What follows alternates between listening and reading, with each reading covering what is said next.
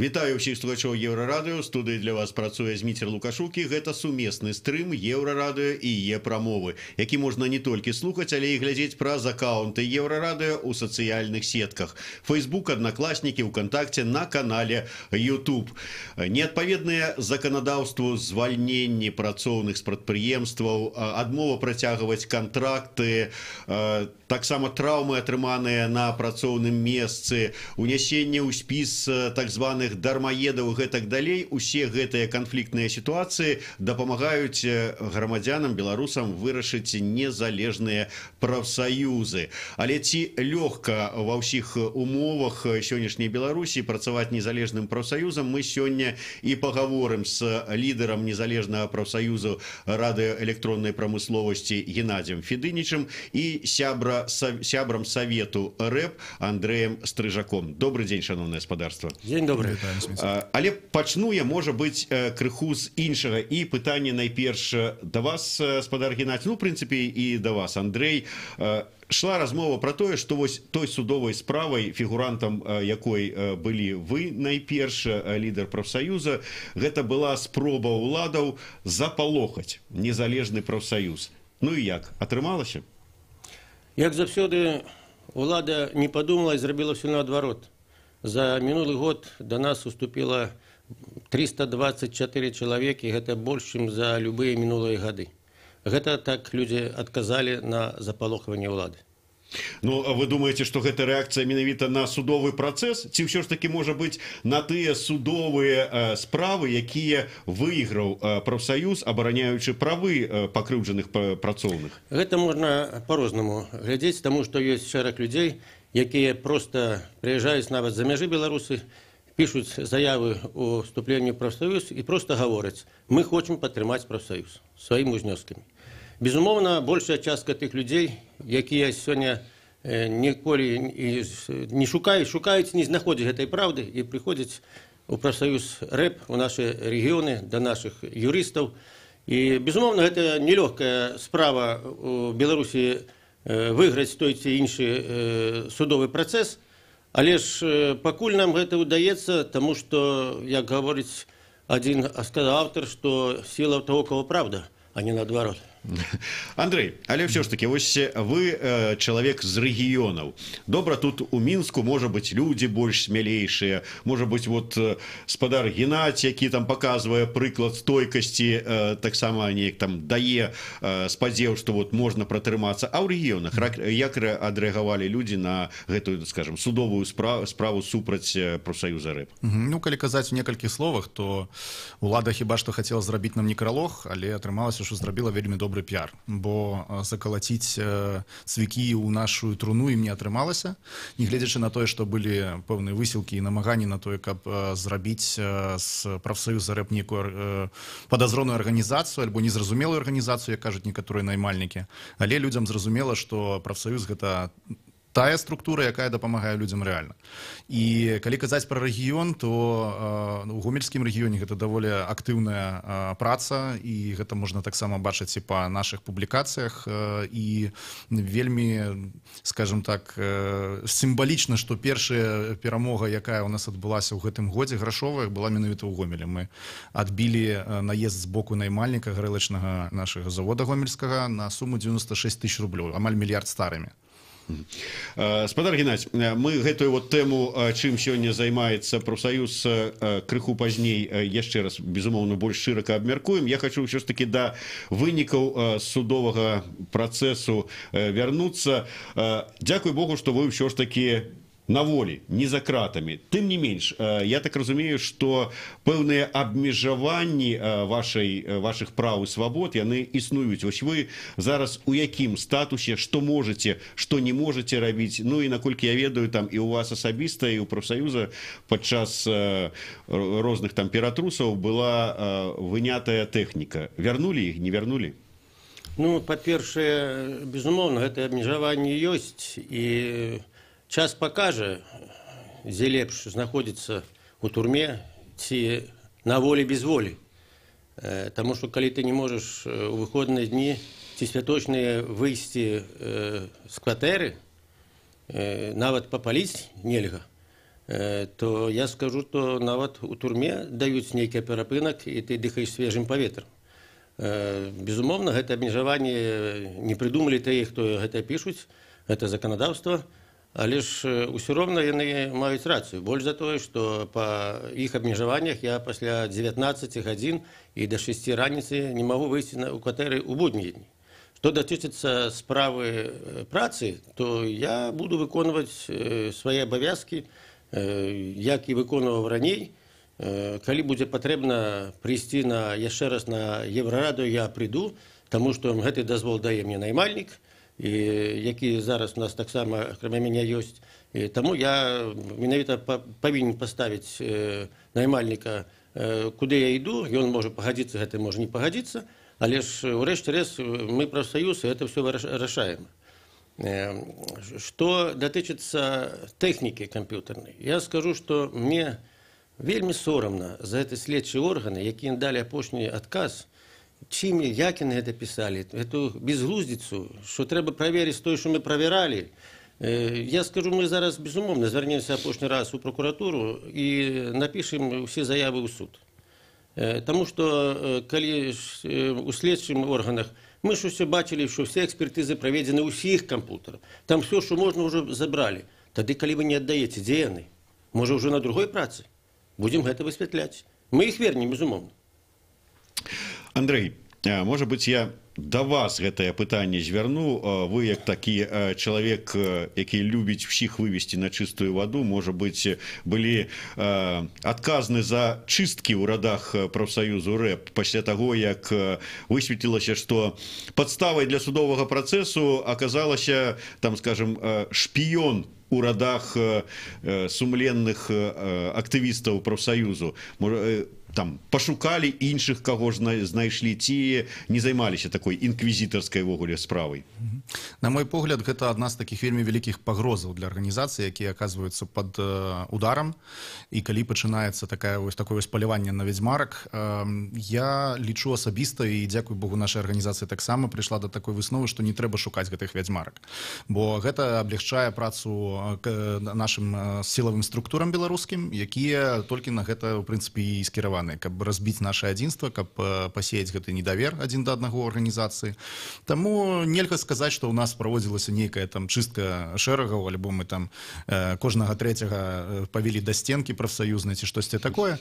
Пэўныя, канешне, высновы з гэтага былі зробленыя. Безумоўна, гэтая пагроза існуе не толькі для беларускага прафсаюза РЭП, і для іншых грамадскіх арганізацый ёсць праблема ад таго, што нашы сілавікі засылаюць, скажем так, кратоў у гэтай арганізацыі, але калі мы будзем займацца толькі тым, што будзем шакаць іх, то калі ўжо нам працаваць такім выпадку?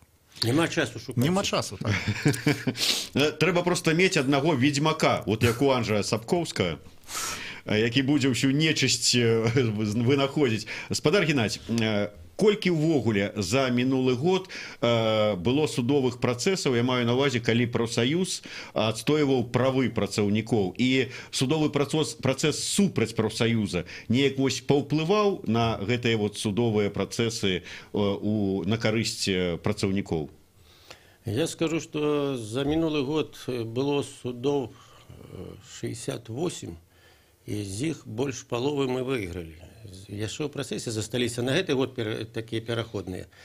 Што датычыцца судоў першай інстанцыі, то хочу сказаць, што нейкім чынам гэта адбылося наадварот, таму што нават у звычайных сітуацыях, дзе ёсць ужо выйгрышныя справы, суды прымаюць такое рашэнне, якое не адпавядае ні іх прафесіяналізму, ні закону. Таму, безумоўна, мы будзем на гэтых суддзей пісаць скаргі і будзем пісаць да той пары, пака іх не зменяць.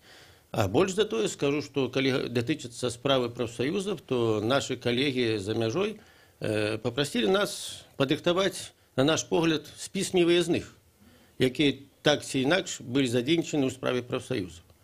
Мы зробім гэта. Як будуць справы далей, там будуць, ці не будзе гэта, гэта не такая ўжо ж простая справа, але ж мы гэты спіс адправім. То есть вам доверили такое скласти спіс тых, кому вручить чорную метку. Кожны павінен адказваць за сваю працу. І я скажу, прыйдзе час, прыйдзе, ён прыйдзе. Гэтыя людзі не павінны ніколі займаць пасады ў судах. Дзе яны будуць працаваць, гэта іх справа. Павінны шчырыя людзі працаваць менавіта па закону і, адпаведна, і судзіць па закону, а не па тэлефоне. Андрей, вот, дарэчы, пра судзіць па тэлефоне. Я ведаю, што вы вельмі часта бярэце ўдзел у судовых працэсах, калі абараняе прафсаюз, там прадстаўнікі прафсаюза правы працоўных.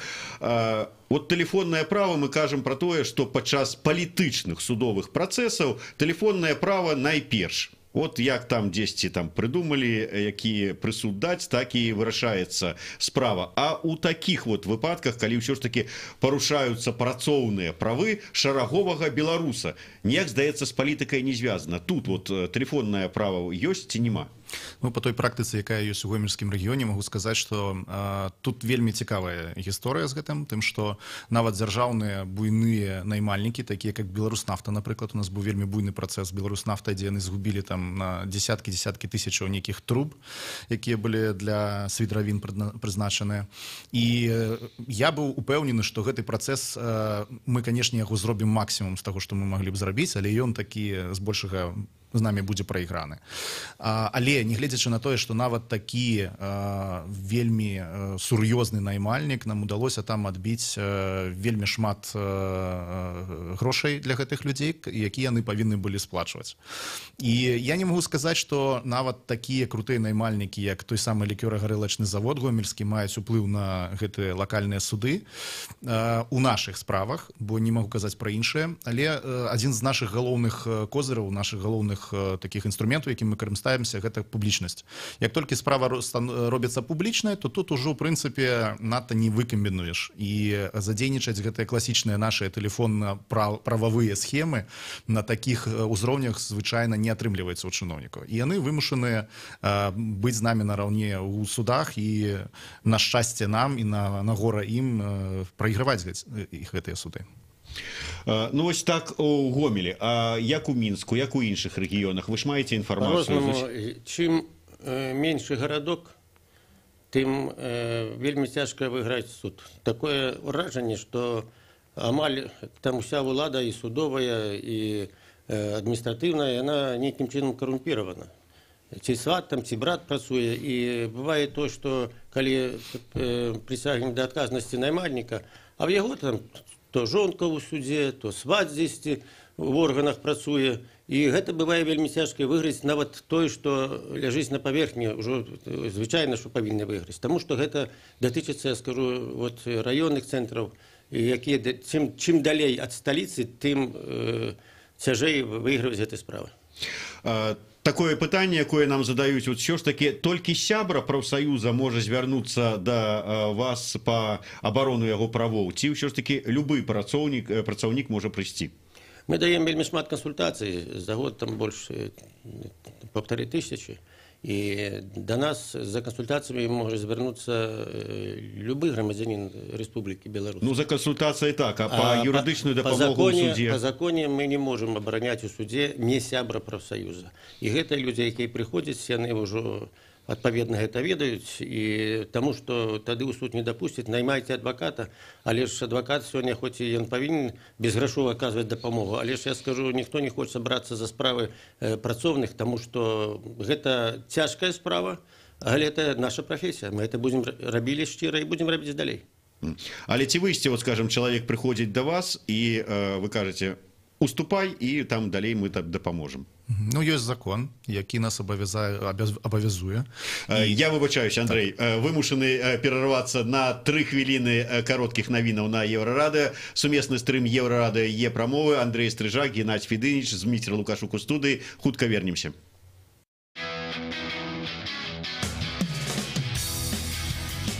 Еўрарадыё. Мы першае рок-радыё Беларусі. Самыя свежыя навіны і аналітыка, музыка і крытыка. Мы незалежная крыніца інфармацыі ў тваім рэальным жыцці і ў інтэрнэт-прасторы. 24 гадзіны на суткі нас можна знайсці на старонцы euradio.fm. Лаві нас на спадарожніку Астра 4А, 4,8 градусаў на ўсход. Еўрарадыё. Час ведаць, што адбываецца.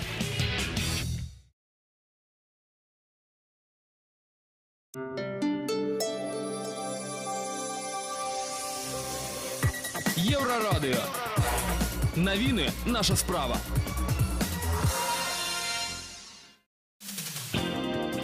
Вітаю, каротка пра асноўныя падзеі.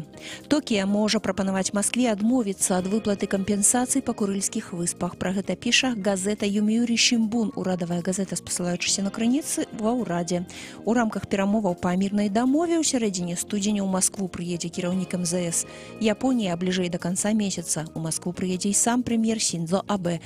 Вядзецца размова аб перадачы Курыльскіх выспаў назад у Японію.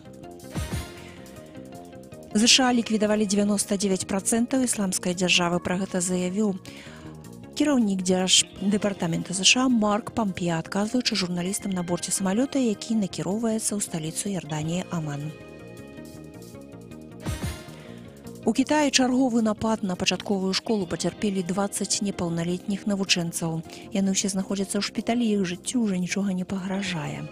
Мужчына быў затрыманы а 6 раніцы па мінскім часе. Усе пацярпелыя вучні дастаўленыя ў бальніцу. Нападнік затрыманы, а асобы і матывы яго ўчынкаў высвятляюць. У мінулым годзе ў Кітаі адбылася некалькі такіх інцыдэнтаў, у тым ліку асабліва крывавы, калі на школу напаў 29-гадовы мужчына ў Шанхаі. Тады былі дзесяткі ахвяраў. За забойства 2 дзяўчат у Бабруйску пракурорка папрасіла смяротную кару ў дачыненні да 36-гадовага непрацуючага бабруйчаніна Александра Асіповіча, які і раней вызначаўся агрэсіўнымі паводзінамі ў дачыненні да асобаў. Ён біў дзяўчат малатком і абцугамі, нанёсшы дзесяткі ран. Святлана Адзінец, служба інфармацыі, Еўрарадыё.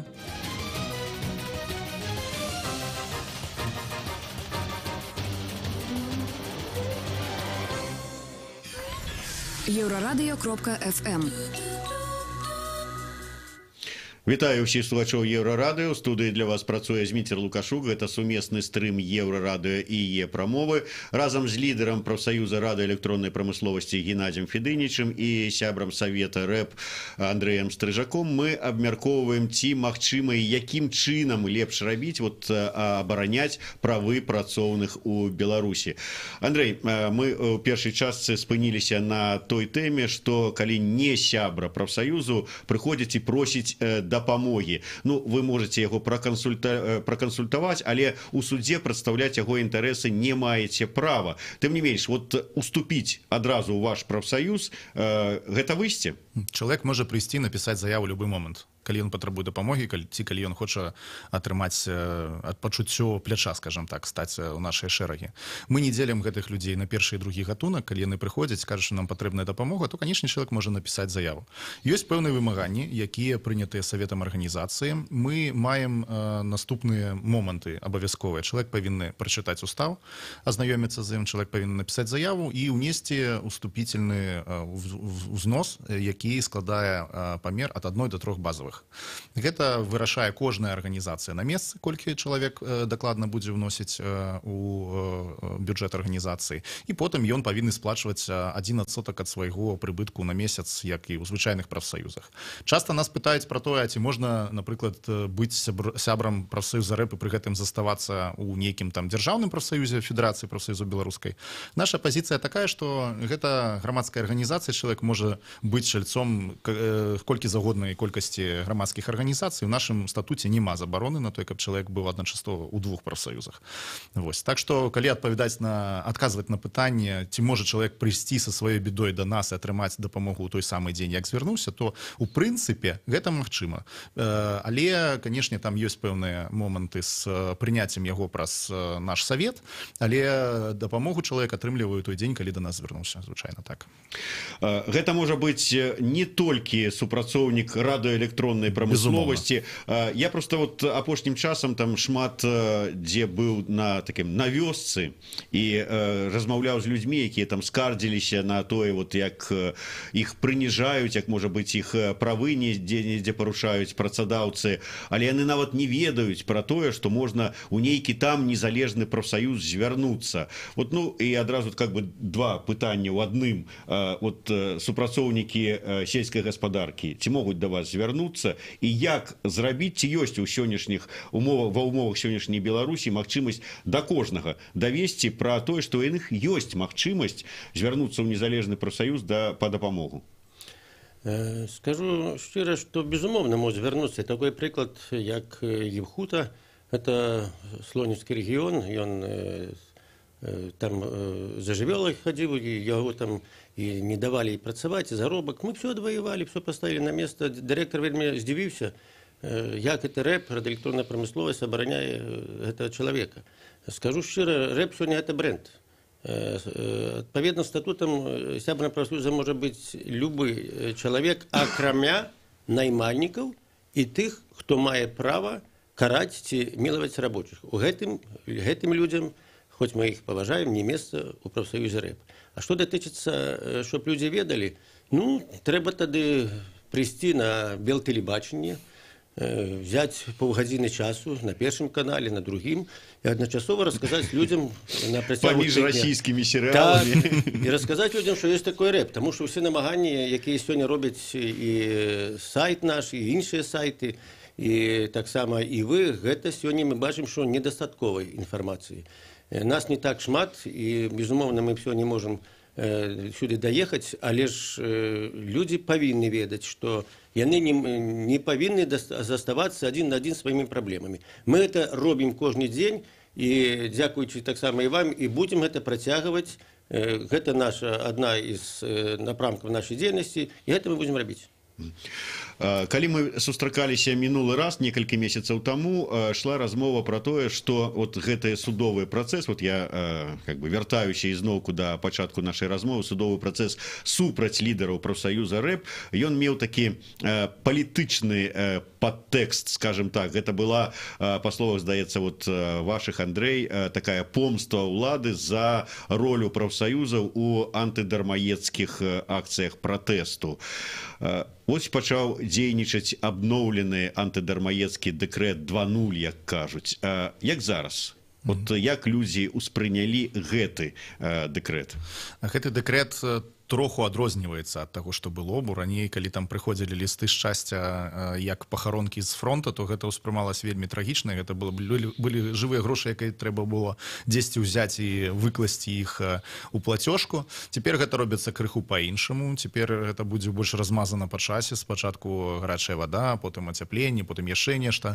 Плюс тое, што ўлада ўжо анансавала падвышэнне камунальных плацяжоў да 100%, у каторы раз мы ўжо яшчэ ў 100% нейкіх там будзем плаціць. Хаця, в прынцыпе, можа быць, мы ўжо і раней плацілі. Немагчыма гэта праверыць, бо у нас няма канкурэнцыі ў сферы жытловага камунальнай гаспадаркі. Людзі ўспрымаюць гэта крыху па-іншаму. Я баюся, што мы можам не пабачыць такіх масавых уздымаў, як гэта было ў 17-м годзе, бо тут пытанне, па-першае, вельмі звузілася да людзей, якія не кожны атрымлівае, скажем так, гэтыя плацёжкі. А па-другое, гэта тое, што сітуацыя крыху змянілася з-за таго, што людзі ўжо атрымалі аднойчы гэтую павестку і разумеюць, што гэта такое, таму гэта не настолькі для іх вялікі шок. Але, калі казаць пра канкрэтныя дзеянні арганізацыі, прафсаюз рэп увесь час робіць публікацыі на гэтую тэму, збіраюцца працоўная група пастаянная, якая разам сфармаваная прафсаюзам рэп, праваабарончым цэнтрам «Весна» і іншымі праваабаронцамі, якія распрацоўваюць зараз такія алгарытмы і памяткі, якія могуць быць прыдатныя да выкарыстання ўсімі, хто трапіў пад гэты дэкрэт, і якія могуць дапамагчы выйсці з-пад ягонага ўдару. Спадар Геннадзій, вот колькі тыдняў таму да нас тут у госці прыходзіў адзін з лідараў кампаніі «Гавары праўду» Андрэй Дзмітрыяў, які казаў, што вот хай той, хто патрапіў у спіс гэты дармаедаў, прыходзіць да нас, мы разам з імі будзем хадзіць у камісію і даказваць там, што ён не дармаед. Вот. Ну, правда, чалавек вельмі абразіўся на мае словы, сказаў, што вы там пойдзеце там у ногі кланяцца чыноўнікам і прасіцца, каб не ўключалі ці выключылі з гэтага спісу. Прафсаюз што робіць? Ці дапамагае нейкім чынам? Вот зараз прыходзілі людзі і казалі, вот мне прыйшла гэты, як кажа Андрэй, ліст шчасця новы, і вот што мне з гэтым рабіць? Я не дармаед. Вот што робіць прафсаюз? Ну, яны толькі пачалі прыходзіць, і напрыканцы мінулага года я толькі пачалося, но, на мой погляд, улада сама не ведае, што рабіць з гэтым дэкрэтам. И каб яна была сумленна перед своим народом, то давно отменила бы этот декрет и не здзекалась над людьми. Таму што яна сама прызнала, што тыя мільёны даляраў, якія прыйшлі за мяжы ў Беларусь, яны дапамаглі гэты курс трымаць беларускага рубля. А тое, што датычыцца тых людзей, якія хочуць уладкаваць, так мы это гаварылі і гаворым, што дэкрэт направлены, щоб уладкаваць абы куды і за які-небудзь грошы. Мы зараз людзям раім. Калі вы, вам хочаце уладкавацца, вы звярніце гэту камісію. Хай яна вас уладкуе. На якой заробак? Калі ваш заробак на вашу сям'ю будзе меншы, чым гэта спажывецкі мінімальны бюджэт, то вы вправе напісаць заяву ў мясцовую ўладу, каб вам аказалі матэрыяльную дапамогу. І такіх людзей у рэгіёнах будзе шмат. Улада, чакайце, да вас хутка прыйдуць людзі за матэрыяльнай дапамогай. Дзе вы будзеце браць гэты грошы? Гэта все па закону. Людзі проста гэта не ведаюць. Яны выжываюць, но гэта не ведаюць. Гэта па-першае. Па-другое, калі будзем апублічваць, калі гэтай камісіі нічога не могуць прапанаваць, а яны не могуць прапанаваць. І зараз мы бачым, што на будучы год гэта 60 000 новых працоўных мест. Такую вже раней вы рабілі гэты 1000. Дзе яны гэты 1000 мест? Людзі не адчуваюць гэта на сабе. Чалавек павінен, і мы гэта прапановвалі, атрымоўваць на кожным працоўным месцы по першаму разраду. Не менш гэта спажывецкага бюджэта, это парадка 440 рублёў. А зараз мы паднялі до 330 мінімалку, і вось зрабілі вялікую падарунак людзям. Улада так не пойдзе далей. Людзі же пачалі лічыць свае грошы і пачалі да вас адносіцца з такім недаверам, што з кожным часам гэты недавер павышаецца. Задумайтеся аб гэтым. Вот 60 000 працоўных месцаў, як кажа гаспадар Геннадзь Федыніч, ніяк не могуць ўсё ж такі забяспечыць. Вот узялі б на працу ў Саўмін аднаго Ярослава Романчука, і мільён працоўных месцаў новых вот забяспечыў бы, можа быць. На старыя грошы? Андрей, вы написали, ну, дакладней не вы, я убачыў на вашай старонцы сёння ў Фейсбуку матэрыял пра тое, што вот гэтыя новыя лісты шчасця прымушаюць у асобных там рэгіёнах Беларусі разносіць настаўнікаў. З пункту гледжання вот прафсаюза, ці з'яўляецца гэта парушэннем нейкім, ці ўсё ж такі гэта такая нагрузка, якую, в прынцыпе, ну... Грамадская. Да, грамадская нагрузка, ўсё... Добраахвотная. Да, што тут такое? Ну, па-першае, тут трэба прывесці яшчэ адзін прыклад такі добры. Самая першая справа, якая была ў гэтым годзе, у нас адзін з нашых падпісчыкаў прыслаў дакумент, у якім было напісана, што наймальнік забараняе звальняцца, і калі, напрыклад, хтосьці з упаўнаважаных асобаў звальняе чалавека, то павінны сплаціць штраф.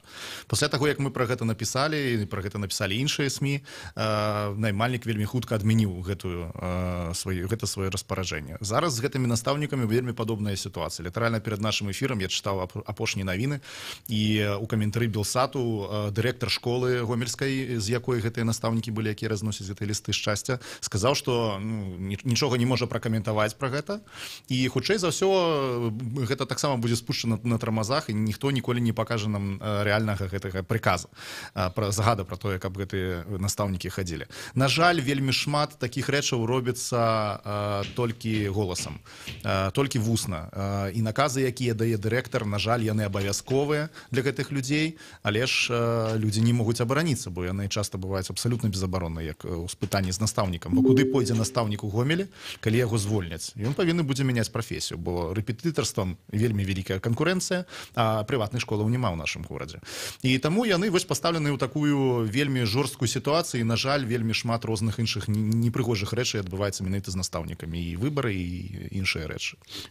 Я параю, записывайте все на диктофоны, у вас есть смартфоны. Записывайте гэтыя рэчы, гэтых кіраўнікоў, адміністрацыі. Адміністрацыя, чуеце? І дырэктара запішуць, а мы гэта все апублічым.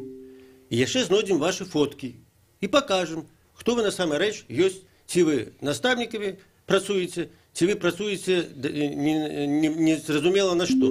А сёння у інструкцыях няма настаўнікаў, щоб яны хадзілі нешта разносілі. Яны могуць прыйсці да хаты, да бацькоў, паразмаўляць пра іх дзяцей, што яны там добра вучацца, ці не вельмі добра. Не займайтесь тому, что вы платите с бюджета гэтыя сродкі невялічкія гэтым настаўнікам. Я не здзіўлюся, што і медсестёр хутка адправяць, ці тэрапеўтаў на участках, калі няма сіл, не хопіць. Яны хочуць зберагчы сродкі бюджэтныя, щоб на пошту не слаць. І толькі за конт людзей, за кошт людзей. Ну, можа, хопіць? А там, глядзіш, яшчэ і пажарнікаў, участковых, Да. усіх, хто толькі ходзіць па людзях. Ну, я думаю, что не докажуть, ну, мы с вами, я маю на увазе, потому что так же и не доказали, что были черные списы забороненных музыков, что есть примусовая подписка. Так и тут скажут. Ну, ёсць вельмі важная задача гэтую практыку змяніць. Напрыклад, чорныя спісы музыкаў былі зменены практыкай. Практыка не выездных, ну, як бы тых людзей, якія здымаюць на мяжы. Таксама, калі пачынаецца нейкая движуха, то, у прынцыпе, людзей здымаюць з гэтых спісаў, магу па сабе асабіста казаць. Галоўнае не маўчаць. Так, это так. галоўнае, не Это маўчаць. наша галоўная зброя, это публічнасць. Ну і на завяршэнне, ўсё ж такі, наколькі, ну, я разумею, што складана, але вот як атрымліваецца ва ўмовах сённяшніх, вот, якія ў нас ёсць у Беларусі, незалежнаму прафсаюзу працаваць і адстойваць правы людзей? Спадар Геннадзь, вот якія перспектывы? Задушаць канчаткова, ці вы тут, наадварот, сплоціце вакол сябе увесь працоўны люд? Ну, спачатку хочу сказаць, што ў гэтым квартале наши 5 арганізацый пададуць заявы на рэгістрацыю. Рыхтуйтесь, улады, адмаўляйце, калі хочаце. Толькі сёння, прыклад, у нас на цэнтральны офіс прыйшло 6 чалавек, з іх 4 не сябры прафсаюза, яны ўступілі ў прафсаюз. І так, чалавек 8-10 кожны дзень. У нас уже не хапае нават сіл, каб гэта всех людзей прыняць. Все працуем. Што датычыцца саміх людзей? Што хочу параіць? Калі вось Новы год, то прыходзіць сам па сабе. А дабрабыт у сям'ю сам па сабе не прыйдзе. І за свае правы, як за дабрабыт, трэба змагацца. І вось гэтым годзе параю ён наступіў. Давайте быць разам. Калі вы не хочаце быць у рэпе, не трэба. Мы вам дапаможам арганізавацца. Самаарганізуйцеся. Толькі не маўчыце, калі з вас здзекваюцца, калі здзекваюцца з вашага сябра, з вашага знаёмага. Калі мы будзем разам, мы перенесем все. І будзе у нас пабудавана ця дзяржава, якая будзе выконваць законы адносна ўсіх працоўных, незалежна, дзе яны працуюць. Андрей. Ну, я б яшчэ дадаў да гэтага, што любую хваробу прасцей не лячыць, а прафілактыка гэтай хваробы. Таму, напрыклад, калі ў чалавека ёсць выбар, бо ўступаць альбо не ўступаць у рэп, я б, канешне, лепш уступаў у рэп. Бо чым раней вы прыйдзеце да нас, тым больш шансаў, што вашыя правы будуць абаронены яшчэ да таго, як вы атрымаеце ад наймальніка парушэнне. Бо мы праводзім адукацыйныя мерапрыемствы, на якіх людзі атрымліваюць базавыя веды пра тое, як падпісваць свой кантракт, што ім трэба чытаць, якім чынам звальняцца, якім чынам выходзіць у отпуск па уходу за дзіцёнкам. І гэта вельмі важна, бо у людзей ёсць такі прабел у гэтых ведах, але гэта важна для кожнага чалавека, які працуе. І таму прыходзьце ў рэп, шукайце нас у сацыяльных сетках, мы ёсць паўсюль, нас можна чытаць, радавацца нашым перамогам, разам з намі стаяць побач, калі на нас таксама ёсць атака. І, на мой погляд, рэп — гэта адна з самых актыўных зараз арганізацый у Беларусі, якая працуе на абарону правоў, спецыфічных правоў працоўных, але ж гэта правы усіх нас. Нашы правы — гэта нашая справа. Як людзі назвалі, рэп — гэта рэальная, эфектыўная дапамога. Дзякуй вялікі. Я нагадаю, што ў нас у гасцях сёння быў лідар прафсаюза рэп Геннадзь Федыніч, сябра савету рэп Андрэй Стрыжак, Зміцер Лукашук для вас працаваў у студыі. Гэта быў сумесны стрым Еўрарадыё і Е-прамовы. Змагайцеся за свае правы.